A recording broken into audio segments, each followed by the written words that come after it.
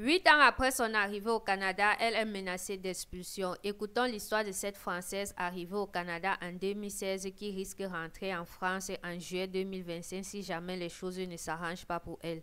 Bonjour et bienvenue sur ma chaîne. Je me prénomme Manuela et je suis actuellement au Canada en tant que travailleuse temporaire. Je me sens bien ici, c'est là que je veux rester. Puis dans mon cœur, je suis québécoise. Une citoyenne française de 26 ans, Mme Anne Retailleau, qui est bien implantée dans la région, elle qui est arrivée ici en 2016 dans la région d'Alma, est menacée d'expulsion en juillet prochain en raison d'obstacles bureaucratiques. L'histoire débute alors que Mme Retailleau termine son baccalauréat en chimie des produits naturels et elle décide alors de continuer ses études au Québec. J'ai eu le DEP en vente et l'ASP en représentation. Puis j'ai fait un DEP en esthétique. Là, je me suis rendu compte que la totalité des heures ne faisait pas 1800 heures, puis que c'est ce qu'ils demandaient pour la résidence permanente. Donc là, j'ai dit « Oups, OK, ben, je vais continuer ». Puis ensuite, j'ai demandé mon permis de travail post-diplôme, donc j'ai obtenu pour 3 ans. Après la première année de son permis post-diplôme, soit en 2023, elle demande alors d'avoir une résidence permanente sous le volet expérience étudiant, mais elle est alors refusée. J'ai cherché de l'aide un petit peu partout, j'ai toqué à plusieurs portes. À ce moment-là, personne ne pouvait vraiment m'aider, j'arrivais pas à avoir des réponses parce que dans l'intention de refus, on me demandait un baccalauréat, une maîtrise ou un DEP plus un ASP. Donc moi, c'était naturel pour moi, j'ai renvoyé mon baccalauréat, j'ai dit ben j'en ai un. Sauf que là, j'ai eu un refus final. C'est là que j'ai compris qu'en fait, mon baccalauréat, il avait aucune valeur parce que ça fait plus de 3 ans que je l'ai fait. Présentement, on sait que ça bloque à Québec. On a essayé, nous autres, de notre côté, de voir s'il n'y avait pas une ouverture par rapport à certains programmes fédéraux. Ça ne fonctionne pas. C'est pour ça qu'aujourd'hui, ben, on se rend compte que Mme Retailleau, elle coche aucune case, elle tombe dans toutes les cracks. Mais si on regarde son profil, présentement, n'importe qui, monsieur, madame, tout le monde regarde ça et se dit, ben, c'est une personne qui est ici depuis 8 ans, qui a 4 diplômes d'institutions académiques québécoises, d'institutions d'enseignement, dont un baccalauréat, et que sa vie ici, son cercle social, des projets de vie, on lui dit que finalement, il faudrait qu'elle rentre chez elle. Là, ton DEP en esthétique, ben, on ne peut pas le cumuler. C'est écrit nulle part qu'on ne peut pas cumuler 2 DEP. C'était pas dans les règles. Mon parcours professionnel n'a aucune valeur également parce que sur mes 2 ans de travail temps plein, la première année, je l'ai fait en représentation.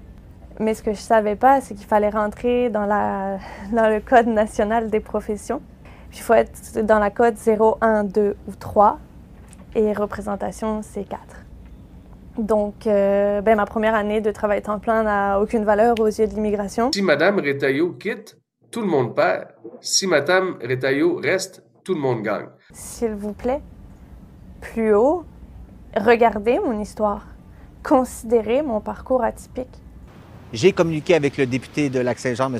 Éric Girard, concernant le dossier de Mme Retailleau. On m'a confirmé qu'on a bel et bien parlé avec Madame. On a tenté de trouver des solutions, mais que pour l'instant, vraiment, il n'y avait rien à faire. Donc, si rien ne bouge, Mme Retailleau devra quitter en juillet prochain.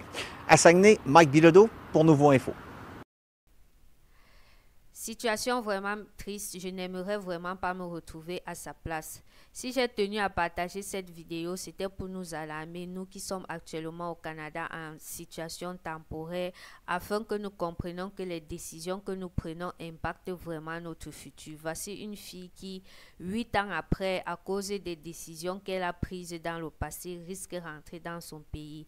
Bâtir 8 ans, vivre dans une ville pendant 8 ans et se retrouver en train presque de rentrer parce que lorsque vous écoutez la vidéo, il n'y a vraiment pas de solution qui est en train de se proposer à elle pour le moment, à moins que le ministre de l'Immigration fasse vraiment une exception pour elle.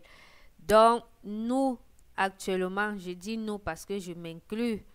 Je suis encore au Canada en tant que travailleuse temporaire, donc mon statut est temporaire. Toute personne en statut temporaire au Canada doit vraiment faire attention aux décisions qu'il prend.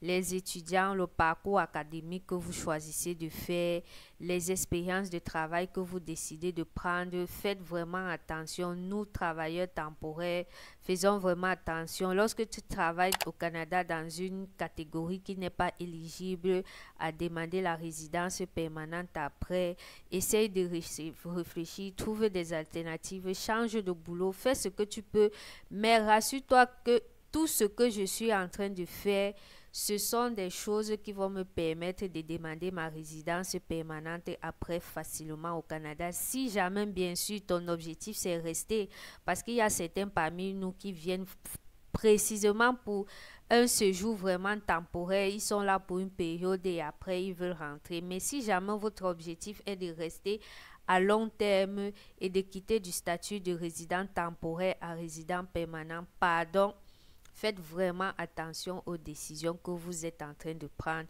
Voici un cas pareil et j'ai récemment partagé sur ma vidéo, sur ma chaîne, une autre vidéo d'une femme pareille, toujours venue en tant qu'étudiante en 2016, qui s'est vue refuser la résidence permanente parce qu'on s'est rendu compte qu'elle a, lors de son arrivée en 2016, un document qui avait été utilisé était un faux document. Donc, peu importe le nombre d'années que vous allez passer dans ce pays, si jamais les décisions que vous avez prises ne sont pas favorables pour vous, vous risquez de rentrer dans votre pays. Faites très attention. C'était juste le point que je voulais faire ressortir avec cette vidéo. Dans le genre de situation pareille, on ne bavarde pas beaucoup parce que quand moi-même j'imagine 8 ans après ici, on me dit de rentrer. Et tu commences par où? Tu te places où? Non, c'est une situation que je ne souhaite à personne. Donc faisons vraiment attention aux décisions que nous prenons pour notre avenir. Je précise encore, si notre objectif est de quitter du statut temporaire à résident permanent, il y a certaines conditions qui s'appliquent à cela. Renseignez-vous. Ici, là, ce n'est pas parce que tu as fait ceci, tu as fait cela, tu as fait... Non, 4 cursus académiques, 4 diplômes dans un pays et tu te retrouves à rentrer en France 8 ans après. Le Canada est vraiment insolent. Hein. Les gens, ici, là, ils ne blaguent vraiment, pardon. Faisons vraiment attention pour nous qui sommes ici en statut temporaire.